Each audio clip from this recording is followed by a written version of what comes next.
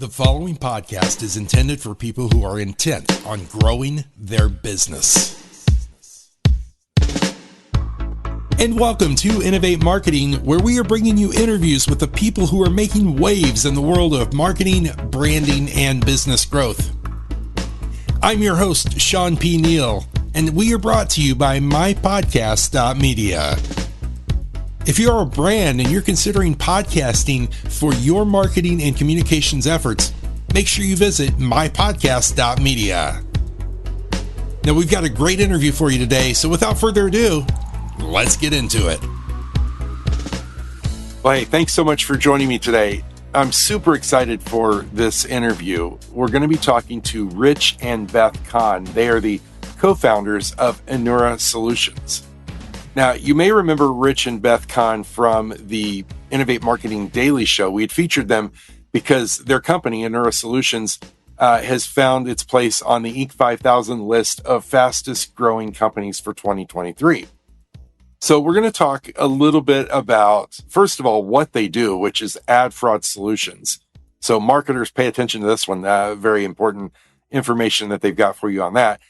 We're also going to talk about the dynamics of being a husband and wife co-founder team. And then we're going to get into how they have managed to build this inclusive workplace culture that nurtures all of the growth of all of the employees and really keeps retention high and turnover low. So I'm excited to get into this. Before we do, let's learn a little bit more about Rich and Beth.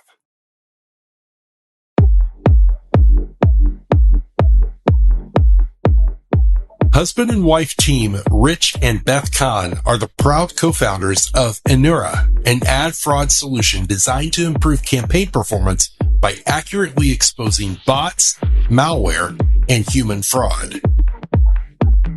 With more than 2 decades of experience in running digital marketing companies, including a company that made the Inc. 5000 list 5 years in a row, Rich and Beth have developed an extensive understanding of digital marketing and how to deal with ad fraud. In addition to their roles within Anura, Rich and Beth are the proud parents of 4.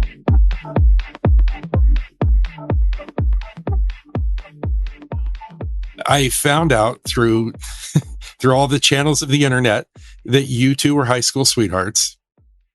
How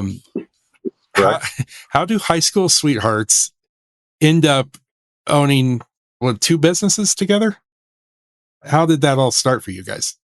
We started Ezenga together over 20 years ago because Rich was working another business and he was working practically 24 hours a day, 7 days a week. And it was driving me crazy that we weren't reaping the benefits of him working so hard. So I one day said to him, we should start this on our own. He says, okay. I said, all right. He says, let's do it. And then it was like, well, how do I make a website? And then he put the website together. It was like, well, how do we get advertisers? And then he went and put the advertisers together. So it was mostly Rich starting. This way, she dragged me into it. Let's be honest. Yeah. Initially, we took $5,000 out of our personal checking, put it into a business account. I said, okay, start up the company. And like she said, every step of the way, like, how do you do this? How do you do that? What do we do with this? What do we do with that? So she dragged me into the business, thankfully. And that's how we got our first big internet business together. Yeah. Off the ground. Yeah. And so once you kind of, broach that topic of being business partners as well as domestic partners, how do you separate the two? How do you go from working in the office all day to now we have to deal with family matters? You don't. And keep those separate. You don't. The only place the business can't be, sorry, Homer, is in the bedroom. Yeah. Yeah. Otherwise, there's no separation. Yeah. That makes sense. Yeah. So it's the average couple gets home from work and what do you do? What'd you do at work today? We do the same thing because we work on opposite ends of the office. So there's times where we see each other for lunch and that's about it. And so I want to find out with all the departments that she's running. She wants to find out what's going on with the departments I'm running. So we still talk about work that way. But we always tell people it's like, a couple that works together either grows together or grows apart. Sure. We just happen to luckily grow together. And I couldn't imagine working without her. See, I still love this guy. Brownie points. 35 years. I still love this guy, you know? Yeah, I love it. I love your story there. So, which one of you handles kind of the day to day, and which one of you is the more in depth? This is what's going on for our customers. I typically focus on the development of the software, since I was the original developer on the software, Okay, and the sales side. And Beth is pretty much running a lot of the rest of the company. So she'll do the day to day finance, operations, human resources, marketing. So she basically does all that. lots of hats to wear, huh, Beth? You know, starting up a business, we wear a lot of hats. I think any entrepreneur has to do that because you have no money when you're trying to start this business and you're trying to get so much accomplished. But, you know, over the years, we've kind of learned what lanes we do best in, you know, and every once in a while when one of us tries to cross the other lane, it's usually a quick argument and get back in your lane. I think we've always been able to separate when we have to the emotions of running a business. Most important, it's always togetherness, family. Right. But I think what part of that is one of the things one of our family members told us one time is that, you know, he was working in the auto industry and they worked like 12-hour days, 7 days a week, every holiday. So like he never saw his kids as they were growing up. He says, so whatever you do, you want to make sure you make time for that. So I always took that to heart. And as we grew the business, we always made sure we were at every practice. You know, I was the father that was on all the trips as chaperone. The two of us would coach different teams. So we always of course we would work until 9, 10, 11 o'clock at night on the business, but we made the time in our business available so that we would miss all the important stuff for the kids.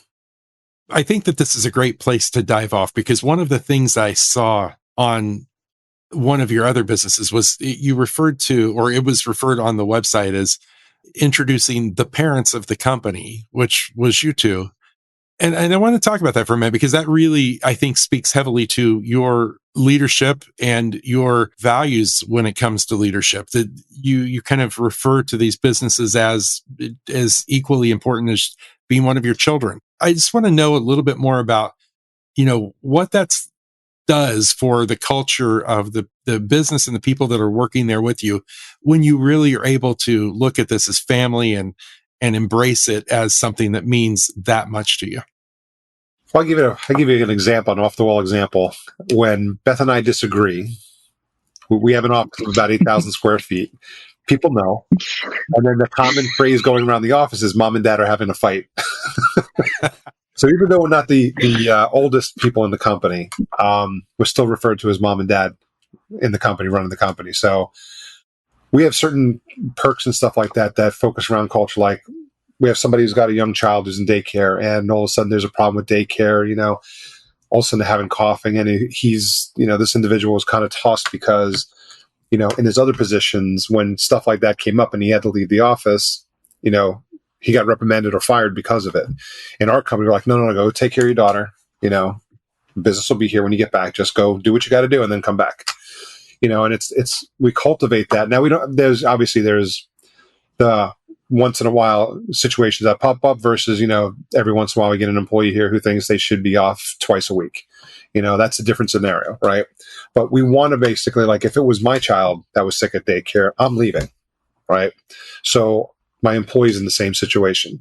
You know, they have time off and everything else to account for it, but don't worry about, like, our time off policies are you could take an hour off if you need.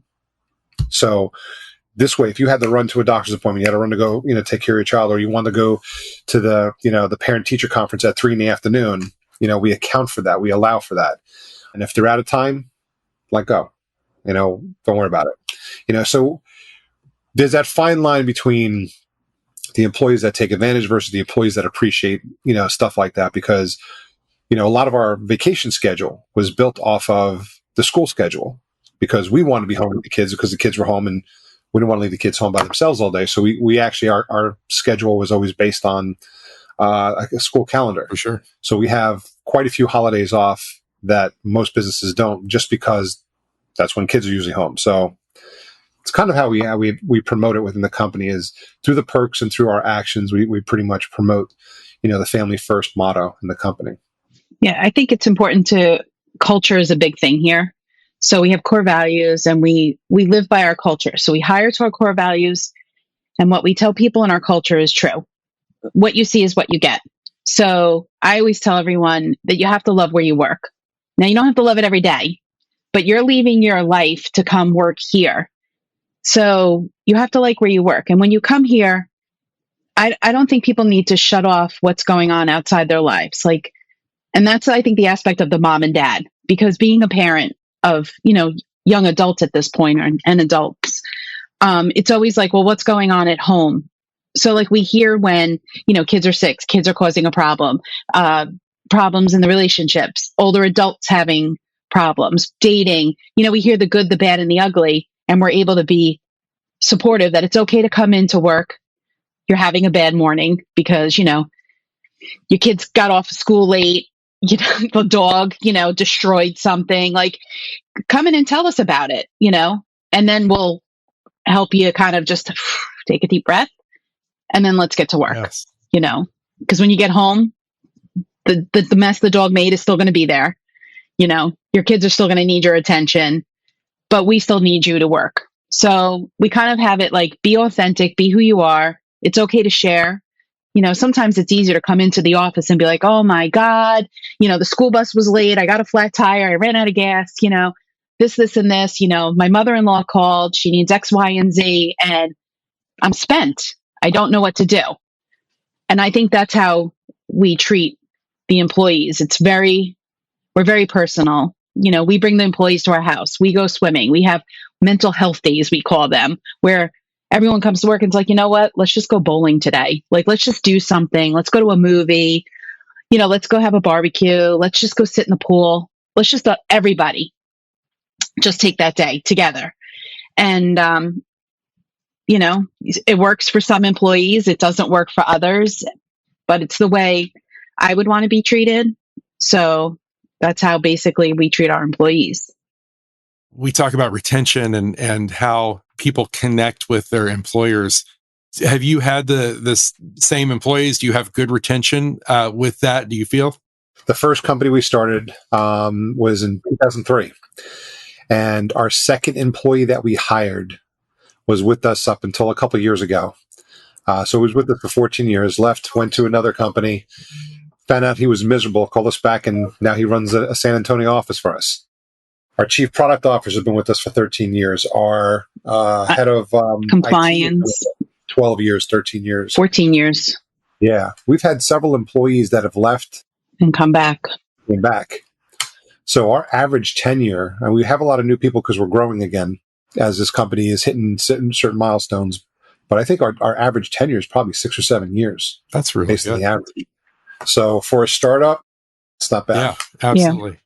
What you cover in the business is an incredibly wide topic when we talk about ad fraud. And I don't know that people necessarily understand what is all contained in that umbrella. So can you just, either one of you, whoever wants to grab this, just kind of give us an overview of what ad fraud looks like and kind of what the day-to-day things that people are encountering that they may not be aware of when it comes to ad fraud? It's funny because when you bring up the word ad fraud, a lot of people don't know, what ad fraud is, and that's understandable. So when you talk about fraud, they think they know what it is, but there's so many different levels of fraud. And I know because Beth and I were running our Google advertising campaign, and if you advertise in the word fraud, it's like marriage fraud, housing fraud, name fraud. I mean, there's so many different kinds of fraud out there. It's crazy. We talk about specializing in ad fraud, which is basically if you're online and you're spending money through any digital marketing channel, affiliates, email marketing, ping posts, lead generation, display, clicks, Google, Facebook, et cetera, doesn't matter where, there's fraud there. On average, $1 in $4 spent on advertising is lost to fraud. Wow. So just to give you a little scale, last year as a global society, we tipped over $500 billion in digital marketing spend. And it's been estimated that over $100 billion was lost last year to ad fraud. So that's the area that we talk about and we focus on because it makes sense, right? If you're losing $50,000 a month to ad fraud and you can solve that for a few bucks, it's a very worthwhile product to get. But our software does a lot more than that. It really answers one simple question. Is the visitor that's interacting with my site, my app, my mobile device, real or fake? And they got to know that in real time, and it's got to be accurate. And based on that, we can actually plug into a lot of different scenarios. But the one that makes the most sense initially is the advertising fraud. But we protect gaming companies, sweepstakes companies. We protect opinion companies like survey companies. It all depends on what the intelligence they need and when they need it. We're talking a big category here. So just pulling out of the bucket, ad fraud might look like a Google pay-per-click ad that I'm seeing an unrealistic uptick of clicks. And on my side, I'm looking at that data and I'm going, okay, we're getting good response from our keywords. On your side, you're looking at that and saying, are those authentic? Is that a fair way to wrap that I up? think you're missing one step of that. You're seeing an increase in clicks and you're thinking your campaign is working. But at the real end of the day, are you converting? Yes. So that's what you're seeing. We're able to see where those clicks are coming from and is it a real person or not clicking on your ad. Right. So think of it this way. Let's say if you had, and since you're using Google, and that's one of the biggest ones out there, let's stick with Google, right? Let's say you're using Google and you're using Google search, which has got about an 8 to 10% fraud rate. So let's say 90% of your campaign is reaching real people. It's got a certain conversion value, whatever that it might be a 2% conversion value, right? Meanwhile, the other 10% of those visitors that are coming to your site are bots or human fraud farms, and they're never going to convert, right? So that really just lowered your ROI across your 100% of your spend. Now, imagine if you can identify accurately that 10% of the market, eliminate it so that your budget is going to real people. It's going to give you a bump in conversions. Wow. And increase your ROAS. It's incredible for the small business owner, but when you start to get into large ad spending, that is saving millions, I would assume, annually. Didn't we just figured out, I thought I came up with a number. We actually figured out a number roughly how much we were saving customers a year. It was pretty substantial. I want to say it was in the billions based on our client base, based on what we're identifying fraud, based on average numbers and stuff like that. We were able to come up with some numbers, and it was pretty staggering how much fraud we were able to identify and help customers eliminate. I don't know what the average client in the market landscape at that $500 billion a year is spending. We should probably pick up on. But, a lot of clients are spending 50, 100,000, million, 10 million, 100 million a month in marketing. And if you just understand that, depending on the channel they're buying, if the average is 25%, how much money they're losing and how much of a big impact that can make to the bottom line. Yeah. I think people miss the intangible aspect of it, like your brand reputation. We always tell people it takes years to build up your reputation, right? It'll take seconds to destroy it. The internet never forgets. So if people are writing things, if you're making these phone calls and people didn't consent to having these phone calls, eventually people are going to start complaining, and bad news spreads fast. It's like a wildfire, Right. And the other things I don't think people take into consideration with fraud, they just think of the immediate effect, I'm losing 25% to ad fraud. But what about hiring a salesperson? And that salesperson is calling leads or calling someone or reaching out and not getting anybody, or getting told, I didn't fill this form out, not getting the right phone number. What does that do morally and mentally on salespeople? They're going to leave. Right. And as a business owner, we know that hiring an employee is far more expensive to hire, train, and replace than it is to maintain, right, and keep happy. And I don't think that a lot of people they think of ad fraud. They don't even think of those aspects of it. Think of the intangible aspects of it. Your employees and your reputation alone. Yeah, but as you're talking, I mean, it's very clear that this impacts so many different points in the business. I want to talk a little bit about kind of how you go about staying on top of all of the fraud that's happening, because I know, we've got AI. I was just on the site, I'm seeing blogs about AI and things that are happening in that world. How are you able to stay up on everything that's happening and keep that curtailed as we, go into the future, so that your clients can just rest assured that, things are being taken care of? So first off, we've been developing this software longer than I think anybody else in the industry. We've started the original project in 2005. I wrote the first couple of versions of it and started a process because we had another company we were trying to protect our own traffic, and nothing existed at the time. So I developed a process using a rudimentary machine learning algorithm that basically watches the internet, and watches the internet that we have access to based on all the traffic that we have coming into. And at our heyday, I think we had like three or our heydays, billions of visitors a day that we're able to see. Wow. So what happens is when fraud first comes out, what we have, at least the way we've seen it, they go and test their solution out in different areas. And as they test their stuff, it's small number of clicks, maybe 1,000 clicks, 2,000 clicks, very small amount. Our machine learning, if it comes across our network anywhere that we have access to, picks up on that. It's a red flag to our engineering team. Our engineering team jumps on it right away, identifies what it is. If it's something that we've already protecting against, they can mark it in the machine learning and say, okay, we know what this is. It's good. If it's something new, then they can investigate, come up with an update or a rule or heuristic for it, roll it out, and get it out before it becomes a major impact. Because again, a lot of these fraudsters are very intelligent. You got intelligent people, and you've got tens of thousands of them around the globe trying to defeat all the systems that exist out in the marketplace. When we catch what they're doing, we can stay ahead of them by basically catching it early before it becomes a massive problem. And then that's how we can stay on top of it. We also get a lot of feedback from our clients. Clients give us huge feedback because look at it this way.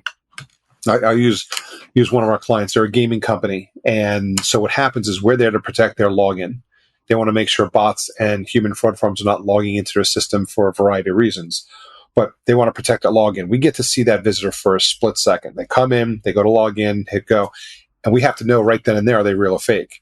Meanwhile, the gaming company has all this gameplay, all this user behavior, all this rich data behind the scenes. Our data has to be able to capture that without having access to all that data. So sometimes, maybe something new is starting to pop up. We might get some insight from that client to say, hey, something new's popping up. I'm not sure what it is. Here's some information. And then our team goes to town and digs there to see if that's something new that might be popping up. So we have a variety, and those are just two examples of how we look at new levels of fraud coming into the market and how they end up on the chief product officer's desk for review. Yeah, that's interesting. And Beth, I want to pay some acknowledgement to some of the things that you were talking about there with, a lot of brand reputation and things like that we, don't necessarily think about.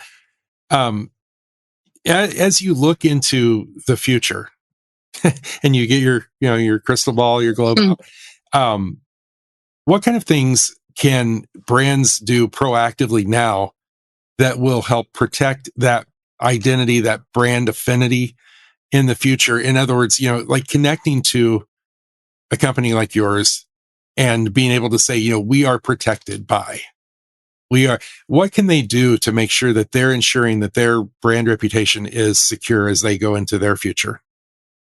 Well, I think the most important thing for any company is to be proactive and be engaged. So, when people give a good review, acknowledge that you received the review online. When people give a bad review, or, if you send out a survey and they're complaining about something, get on it. Find out what the problem is. Don't just take it and then internally say, okay, how do we fix this? Get in contact with the person who made the comment or who is speaking and say, well, what is it? What is the reason that you're having this complaint, and what can we do better? And go and fix it. So stand behind what you say. I don't think there's anything you could do, because there's always going to be evil people in the world, and people, who want to make you feel better. And I don't think I can say this on a podcast, but people are very brave behind their keyboard. I think I'll put it that way. Yes. I know where you're going with that. So we always laugh because it's very easy to type something up and to say that, but it's a lot harder to face somebody or to talk to somebody and say, listen, I have a problem with this because, so when I think for any company, it's proactive to stay in contact with their clients and their potential clients, answer questions, stay engaged, monitor your brand, monitor your social sites, monitor the internet of what's coming out. And quite honestly, if you see it and don't react to everything, find out why someone would make a comment. So that's basically my thing. I mean, we're never going to stay ahead of this. I know that freaks people out. AI is coming out there and it's faster than any human could prevent. So I think you have to ride the wave with it. Yes. So, just stay involved, stay engaged, and stand behind what you say. Do what you say what you mean, Yeah. That's basically my take on it. And I really appreciate the fact that Anura, with that security that you're able to provide, we know that we're addressing actual complaints. We're addressing actual things, not, a bot generated whatever that at the end of the day distracts us, takes time and money away from, actually addressing real issues. So I think that that's important to note as well. I would love to get a glimpse into the future with both of you. Where do you see Anura and maybe both of you going in the next 5 years? What are the big plans on the horizon? What kind of things can we expect from you two? We're just in a growth mode, and our product is very educational because a lot of marketers might turn around and look at their data and go, something's going on. They don't right away jump to the Google and say, I need an ad fraud solution. In fact, the word ad fraud is searched, I think it's 100 times a month on Google. So that's not the term that they use. So you have to be creative and trying to, when we're trying to find people that are having these problems, we have to understand the problems that they're running into in order to be able to, apply that to our Google campaigns and our advertising campaigns. But as we continue to educate the market, I read a report that said by, I think it's 2030, the ad fraud detection market will be a $9 billion market cap. So we're nowhere near that yet. So there's huge amount of growth and potential because there are a lot. I always talk about this when we talk to customers that there's probably 75 to 100 companies out in the marketplace that do some type of fraud detection right now. What I tell clients to look for is if you're big in the advertising space, you look at the MRC, which is the Media Rating Council. About 12 years ago, they actually understood the basics of the ad fraud detection market, and they created a set of standards, which they update every quarter. And there's only 8 companies that are certified to follow those standards. So when we talk about the education portion, we're trying to educate people on best practices, how to do things the right way, because there are some competitors in the marketplace that when they flip a switch, they're blocking a good percentage of real people. So, in fact, I'll give you a quick story on that. I know it's a little bit on tangent, but I talk on tangents. This is how I am. We have one of our marketing people was trying to buy something off of a fashion site. I think it was a fashion site. And she got to the end and she was trying to submit the order and it wouldn't take the order. And she believes, and I bet she's right, some type of fraud detection that they were using mismarked her as fraudulent. So she couldn't buy the object. She tried a couple different ways and couldn't do it. Then she went to the competitor and bought the product. So for us, it's really, in order for our growth to happen over the next, say, 4 or 5 years, we have to amp up our education. So Beth has been running the marketing team. And recently we hired Sherry, which is our director of marketing, to focus on that education, focus on the market education that we can so that we can grow as a company. But for us, I see a lot of growth. 5 years for us is hard to look at. We're a bootstrap company. We've been bootstrapping for the last 20 years together. So what we look at is, day to day, week to week, month to month, quarter by quarter, predicting 5 years out. Not something we normally do. Rich is trying to tell you a polite way because he doesn't want to say this. Where do we see ourselves in 5 years? Rich, get on the damn highway. He's always got to take a detour. We would like to be acquired or maybe pull on some funding so that we are a household name. That if anyone's going to advertise on the internet, they know that they need an ad fraud solution, and we want to be that ad fraud solution. And that is what our goal is. We've doubled in size last year. We grew 72% last year. We're on trajectory to grow 100% this year. We'll probably double our employees again by next year. And, we're going to start, I don't want to say passing the torch over, but, relying on more people to get it done, because more people means going further. Personally, we are hoping for the grandbabies, and I don't know how many more times I could say that, but I expect a bundle of joy to be in our arms by this time next year. Summer. Yeah. So if any of your children are listening right now. Oh, do you see my empty picture frames? Those are for my future grandbabies. The kids got moved, but see, I'm still focusing on the ones we have right over there. The baby factory included. The baby factory has shut down. Well, I'll tell you what, I definitely will make sure that we plug if any of the kids are listening. I'm doing it right now. You just heard what Mom said, so right. Get on that for us. Well, they all know.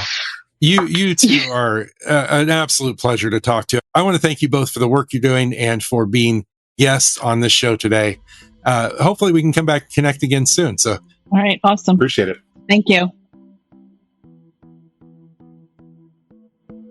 That brings us to the close of this edition of Innovate Marketing. We're glad you tuned in. Innovate Marketing is brought to you by mypodcastmedia. mypodcastmedia produces podcasts for brands, influencers, and nonprofits. Find us online at mypodcast.media. Your producer for Innovate Marketing is Beth Freed, executive producer shawnpneal, and your host is Sherry Peak. We'll see you next time. Be sure to tune in.